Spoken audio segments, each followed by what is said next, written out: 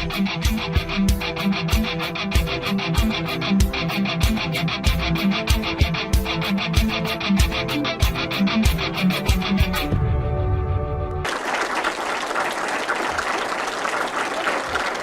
afternoon, and thank you for coming. I'm here today simply to make some comments on the 11th step of the program of AA. Sought through prayer and meditation to improve our conscious contact with God as we understand Him, praying only for a knowledge of His will for us and the power to carry that out. So I'm not here to give a lesson in Catholic theology. It has nothing to do with that. I'm just here to give a few definitions involving our 11th step, because in the minds of many people who enter the sober life and have been estranged from God for years, there are many, many questions about prayer, about fear of God, even about what is prayer, how do you pray, and so on, and so on, and so forth. So what I would like to do is just give some definitions, and the very first is a definition of prayer itself. What is it? It is some kind of communion or communication with God.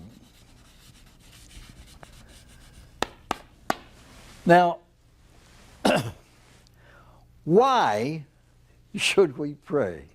Let's go way back to the beginnings of AA. Bill and Dr. Bob were not two men who sat down to try to come up with a beautifully explained manual on monastic spirituality. Please remember who they were and where they came from. They were drunks on a point of death who simply wanted to survive. Through pure trial and error, which is the most scientific way of learning anything, they went into the laboratory of human experience and came up with these 12 principles to live by. That is a skeleton of life and how to live it. It is in pure skeletal form, they laid down the principles essential to a happy, effective, and productive life. Strangely enough, step 11, prayer, they considered essential. Please believe this, please. If you could achieve the sober life through 8 of those principles, that's all there'd be. These are essentials. If you could get sober and stay sober through 2 steps, that's all there'd be. But there are 12, and one of them is prayer. Like it or not. It's there. What is prayer? It is some sort of contact with the God of one's own understanding. Why should we pray? I used to go into, and I will momentarily, the fact that prayer is the most God-like thing you can do. Because praying is doing what God has done from all eternity. Did you ever wonder how this perfect intelligence, what did He do before creation when He was the only thing in existence? With the divine intellect, the only thing He could contemplate was Himself, perfect being, and the only thing He could love was Himself. To know and love perfect being. I remember from the days in grade school, what is prayer? It is a lifting up of the mind and the heart to God. And so when we pray, we are doing something God-like that no other creature can do except the angels. Man is the only one capable of doing what God does, knowing and loving His Creator. Now, why should alcoholics and drug addicts pray? Ladies and gentlemen, simply because it is fitting. If any of you need an explanation of why you should deepen your knowledge and love of the God to whom you're attributing your sanity, your life, your sobriety. There's nobody on earth can explain it. You either see that or you don't. It is only fitting to adopt a deepening relationship with the person who's given you life through your sobriety. What more is there to say? It's only fitting that we should do that. A power greater than ourselves who could restore us to the sanity of rational living, not putting into our being, into our bodies, a substance that can destroy it. And so, it just seems fitting and normal to want to pursue a relationship with such a person who has given us that great gift. Now, what kinds of prayer are there? Well, there are many kinds. What is the purpose of prayer? There are many kinds. Let's look into the purpose of prayer. Many people consider prayer to be only petition. And a lot of evangelists, you hear, the power of prayer is that it's so strong it gets you anything you ask for. Let's watch the power of prayer. What are the purposes? There are 4 of them. To adore, to thank, to express sorrow for having broken the rules, and finally, to ask. Petition is last on the list. What do you mean by adoration? What do you mean by the worship of God? You know how the ancient Greeks came to a conclusion that existence is better than nothing? Anything that exists, even an inanimate stone, has one thing in common with God. It is. A flower or a blade of grass is a little higher in the hierarchy of beings because it has 2 things in common with God. It is, and it's alive. Animal life, as we know it, dogs, cats, and so on, they have what is called a sentient life. They feel, not only physically, but even emotionally. Scold your dog, watch the tail go between its legs. Go down to get the evening paper at the road and come back as if you've been away for a year. That old tail goes like that. That's a little higher.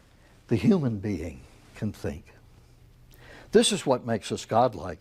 We can think and we can love. And so, since man can acknowledge God as his creator and himself as a creature of God, we're expected to do so. And that's what worship is. You are God, I am creature. You made me out of nothing, and I'm acknowledging that. That's adoration. And all prayer, whether it is personal or whether it is community prayer, should begin with that. Oh God, my creator and redeemer, and so on. Gratitude. Every person alive has reasons to be grateful to the God who gave him being in the first place, and especially for the addict, a second shot at life again. Sorrow for having broken the rules. He only laid down 10 rules for us to live by. And finally, petition for our needs. By the way, they tell the story of Moses coming down out of the hills with the 2 tablets. He says, I got some good news and I got some bad news. He said, number 1, I got him down to 10. Number 2, adultery is still on the list. So when we break any of those rules, we express our sorrow for it. All right, there are different kinds of prayer, and I'll explain why in a minute. There is personal prayer and communal or community prayer.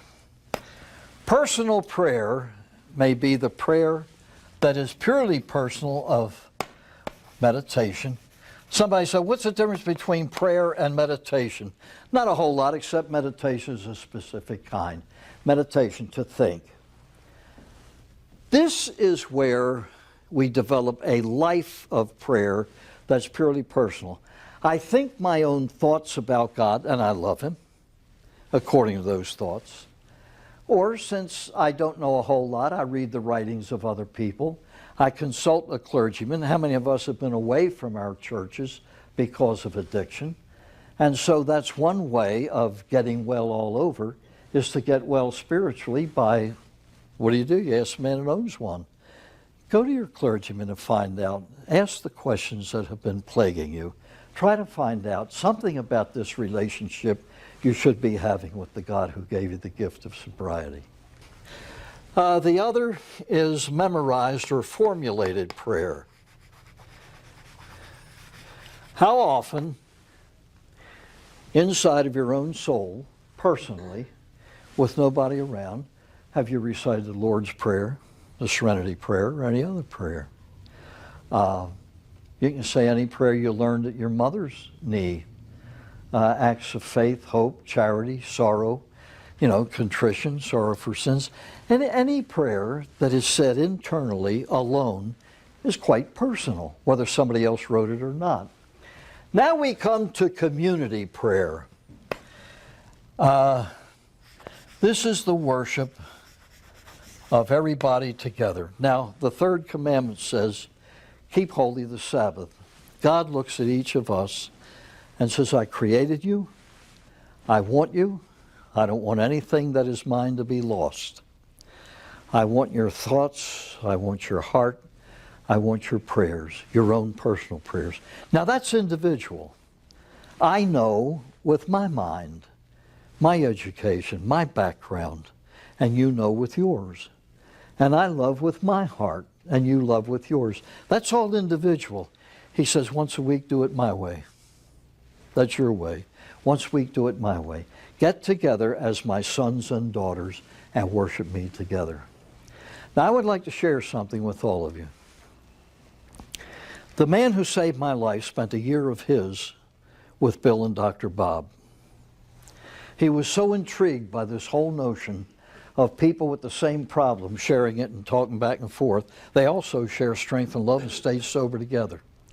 And he spent a year of his life with those two men. And Bill Wilson said these words to him: AA is not anyone's religion. We are a therapy for a disease. Nor do we wish you to substitute AA for your religion. He said, whatever you were before your sobriety, you should be a better one afterwards. Your family life, your work life, your social life, but above all else, your life with God should improve with sobriety. And he said, we are not your religion. If you wish to go to a Sunday morning meeting, go before or after church. He said what AA does is set you free from the compulsion to use chemicals that separate you from God. We will set you free and open the door to God. Now you take it from there. You take it from there. So we have nothing to do with it. You take it from there. Now, what do you mean by community prayer, and what is its worth? It will do for me what I so often fail to do myself. First of all, you worship together, and you offer gratitude together. You express sorrow for sin together, and you ask for needs together. What are some of the needs? Now, you have to be careful of judging a religion by some of its spokesmen. Too often I've heard people wanting to cop out from their religion and say, well, the nuns I had in school were very cruel, and they whacked your fingers and all that sort of thing. The nuns and the priests I had in school made me want to be a priest. They taught me about a loving God. But so often we do selective remembering, and we use it as a cop-out to get away from our obligations to God. But sometime those who preach awfully long. It was a snowy day in the country, and this old preacher got up. He had only one parishioner show up. He was the only guy that had a horse strong enough to brave the cold and drag the sleigh to church. And he spoke for an hour and 25 minutes. And afterwards he asked the old farmer, he said, well, what'd you think of the sermon? Well, he said, I'm just minded of the story of the old farmer that brought the load of hay out for the cows and only one showed up. He said, he didn't give the whole load to the one cow.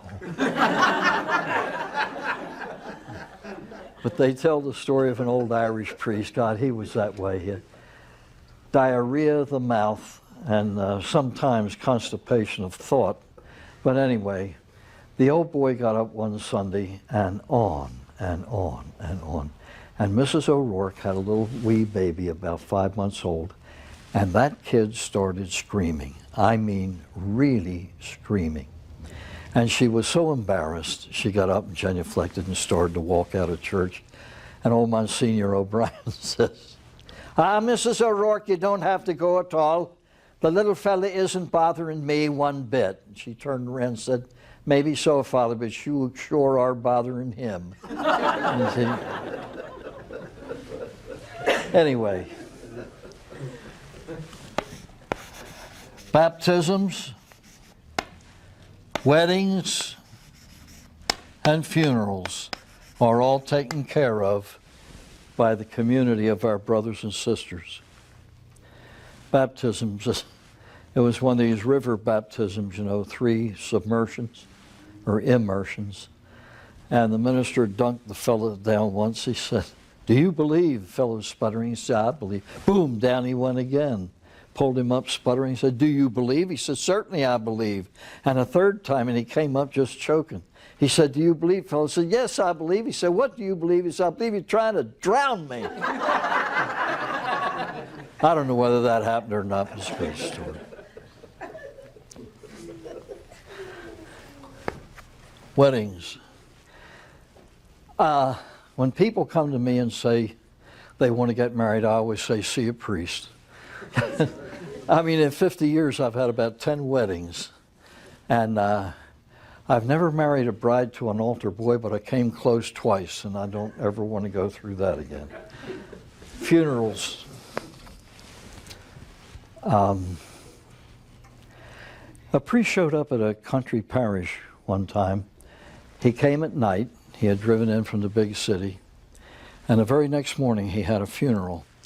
And the man was a 52-year-old that had died, a couple of days before. And he didn't know him. He didn't know anybody there. So at the funeral mass, at the homily right after the gospel, he just gave a general sermon on Christian death and resurrection. And then, as you know, is done quite often now, he wanted some people to come up and recall something good from the man's life. He said it is customary now to recall the good about the deceased. Now, can anybody here remember any good that they know about this man? And they all sat there. Church was packed. He said, look, surely some of you know, this is a small town, some of you must know the man in the past 52 years, some of the good that this man had done. Well, he was a complete reprobate. Nobody was going to get up there. And he was really irritated. He said, doggone it, we're going to stay here till sunset, till somebody can come up here and say something good about this man. And with that, an old drunk came staggering up from the last pew. He hopped into the pulpit and grabbed the microphone and he said, his brother was worse. It was the only thing good he could remember about this guy.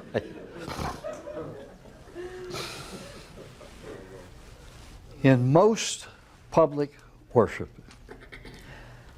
they pray for the good of mankind and they pray for the souls of the departed. You know what consolation that should mean to you? That after you're dead, the church, whether you're aware of it or not, will be praying for you, if no one else does. And then there is this thing called the divine office.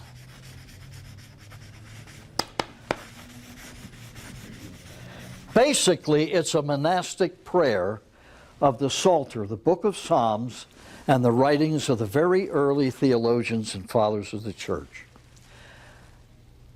There's an adaptation of it called the breviary, a shortened form that every priest under obligation, that's why it's called the divine office. It's the official prayer of the church. When I was first ordained, it would take between 55 minutes and an hour to recite. Today it takes about 25 minutes. It's in English today. I have a copy at home and a copy in the office by the chapel there. I read the office every morning when I go over for Mass. I read it before Mass. And that's for you and the whole human race. Somewhere in the world, around the clock, thousands of priests are praying the divine office. It's not a personal prayer. I am an official prayer for mankind. So if you're too busy to pray, there are the likes of us worldwide who do it for you and who pray on your behalf and for your good. That's a consoling thought. It's a wonderful thought to think of. What is the best kind of prayer?